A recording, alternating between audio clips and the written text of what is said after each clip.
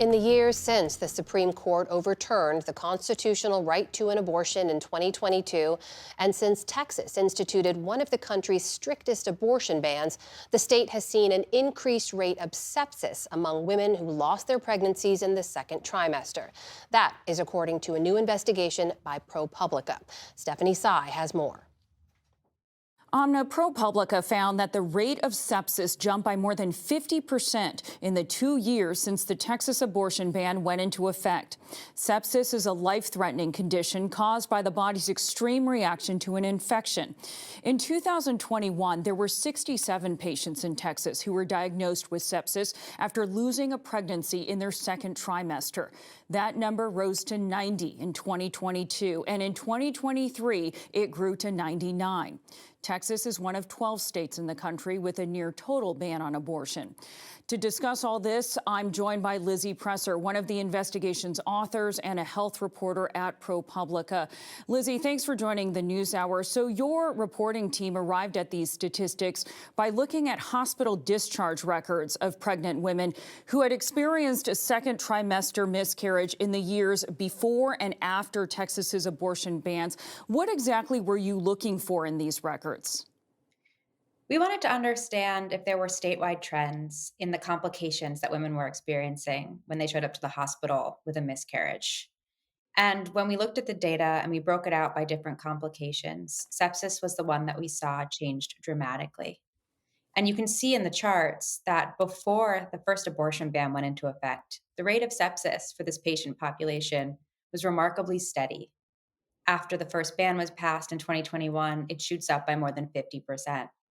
And when we showed these charts to experts around the country, to doctors and maternal health researchers, they saw a really clear sign in the data. And they said that it was exactly what they had worried would happen, which is that women were experiencing significant delays in care and were contracting infections and developing sepsis at far higher rates than they used to. Just to dig into the data you found a little bit deeper, you compared the rate of sepsis in women who arrived at the hospital carrying their fetus with a heartbeat or not. Following the abortion ban, patients who were miscarrying but still had a fetal heartbeat contracted sepsis at a higher rate. You see that higher line on this chart, 6.9%, than those whose fetus had already died when they arrived at the hospital, 3.1% rate of sepsis. Unpack how you analyze this data and how it relates back to Texas's abortion bans. The way the law is written, if you're a doctor in the state of Texas and a patient comes into the hospital experiencing a miscarriage, those doctors often have to wait until one of two things happens.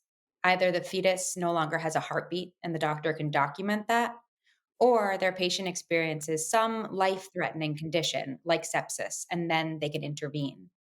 So, what you can see in this data is that if you are a patient who walks into the hospital in Texas and you are experiencing a miscarriage, but your fetus still has a heartbeat, you're more likely to develop an infection because your doctor is waiting for you to get extraordinarily sick before they intervene.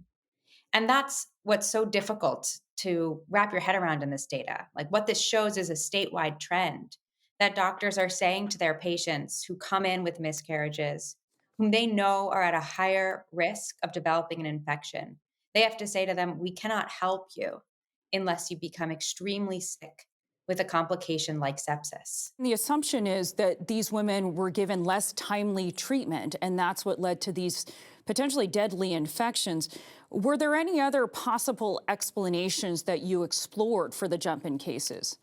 There are a number of different possible explanations, and we spoke to many maternal health researchers and doctors about them. One is that there's been an effort across the state to identify sepsis at a much quicker rate in Texas hospitals. That effort, however, started long before the Texas abortion ban went into play. And so when we looked at the sepsis rates across all hospitalized pregnant women in the state of Texas, you saw a gradual increase starting around 2018. It is a steady rate of cases up until 2021, and then the number shoots up. Lizzie, how many of these incidents have led to serious injury or even the death of a woman? We can't investigate these cases just by the statewide discharge data alone. But last year, we dug into the deaths of two women who died after Texas banned abortion, and both developed sepsis after experiencing long delays in care when they were miscarrying. Right now, the state is not investigating deaths of pregnant women, maternal mortality in the state of Texas in the years 2022 and 2023. And so it falls to journalists to investigate what's going on with specific individuals in the state. What do physicians have to say about all this? Do they acknowledge that the law may be putting women in unnecessary danger? And is Texas doing anything about it? They do acknowledge that. And last year, more than 100 OBGYNs wrote a letter to the legislature asking them to amend the law. And it seems to be that there has been some openness among legislators, even Republican legislators, even the author of the first abortion ban, known as the Heartbeat Bill in Texas, to amend the law. It just remains to be seen if the proposed amendments this session will receive a public hearing. Lizzie Presser at ProPublica, thank you so much for joining us. Thank you for having me.